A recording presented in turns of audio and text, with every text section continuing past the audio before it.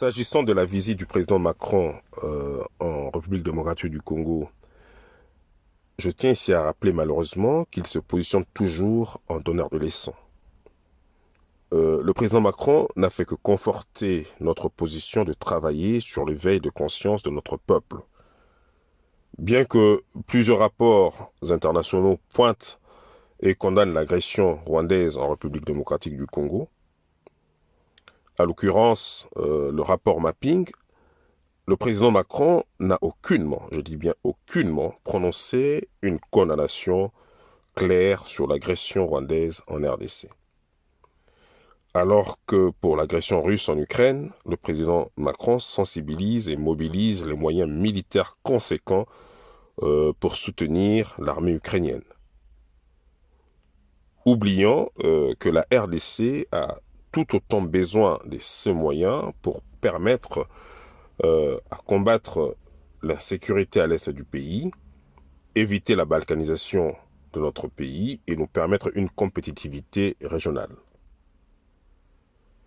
Bien que j'ai aimé le répondant du président Félix Tshisekedi sur le regard paternaliste qu'a l'Occident face à ses partenaires africains et essentiellement face à la RDC, il est tout autant important de clarifier et de rappeler ici que ce regard paternaliste perdure en Afrique et particulièrement en RDC à cause de nos mêmes autorités qui ont pour habitude de multiplier des voyages à l'Occident pour faire légitimer et ou asseoir leur pouvoir.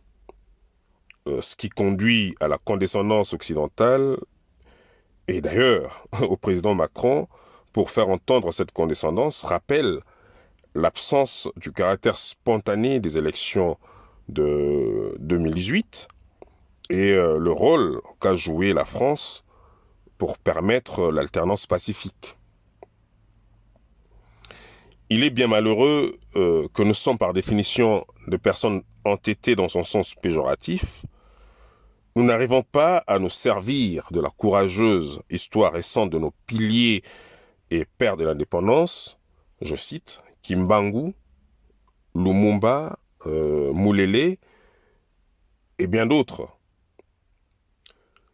Quand, de surcroît, le président Macron dit que depuis 1994, nous n'avons pas pu assurer la sécurité interne, je tiens ici à rappeler au président Macron que la vérité est bien têtue. N'est-ce pas que la France a toujours voté et soutenu l'embargo sur l'achat d'armes de la RDC au Conseil de sécurité des Nations Unies?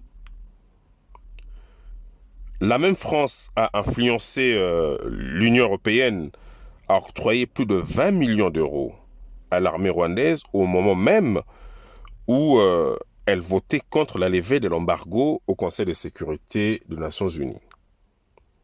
N'est-ce pas là deux poids, deux mesures? N'est-ce pas là être dans la peau d'un pompier pyromane? Chers compatriotes, nous devons plutôt agir dans l'intérêt de notre peuple. Nous devons nous éviter les jérémiades. Nous devons user de tout moyen de souveraineté pour sauver notre intégrité nationale.